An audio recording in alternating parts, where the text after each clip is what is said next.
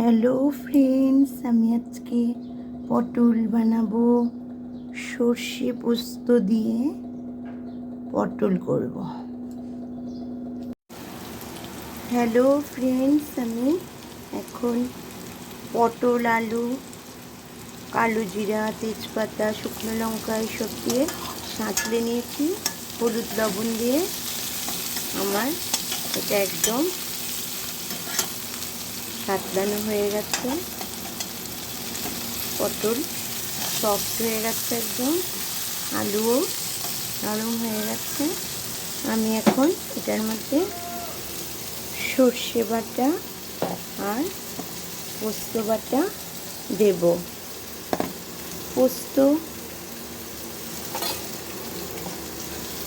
সর্ষে পোস্ত দিয়ে পটল খুব ভালো লাগে। এটা আমি সর্ষে দিলাম, এখন দুটোই দুই চামচি করে দিচ্ছি। আগে ভালো করে পটল সাঁতলে নিয়েছি, লাইট একটু জল দিচ্ছি।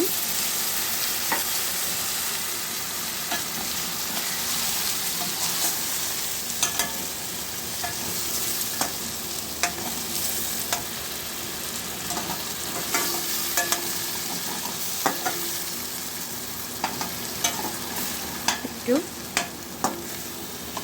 সেদ্ধ তো আগেই হয়ে গেছে, পটল ভালোভাবে সাঁতলিয়ে নিয়েছি, তখনই সেদ্ধ হয়ে গেছে। এখন আমি একটু জল দিচ্ছি, আর একটু আমি নারকেল কুড়িয়ে রাখছি, এটাও নারকেল কোড়ানোটাও একটু দেব। পটল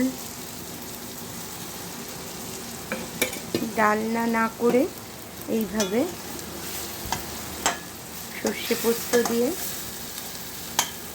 পটল খুব খেতে খুব ভালো হয়, একটা ভালো টেস্টি আইটেম হয়, স্মেলটাও খুব ভালো আসছে।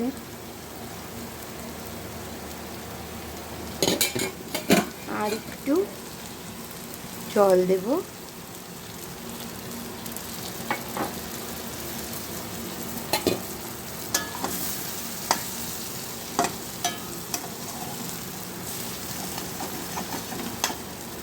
পোস্ত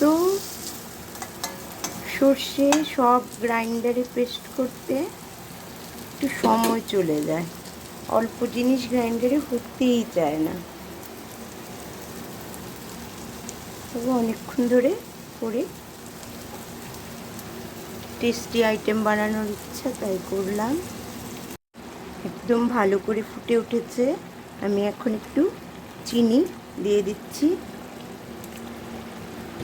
এটা টেস্টটা আরও ভালো উঠবে।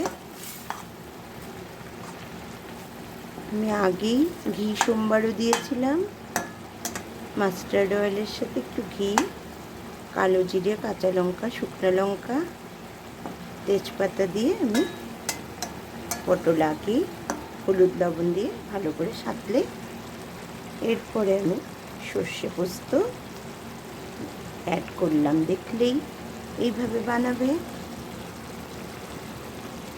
এটা একটা দারুণ টেস্টি আইটেম হয়।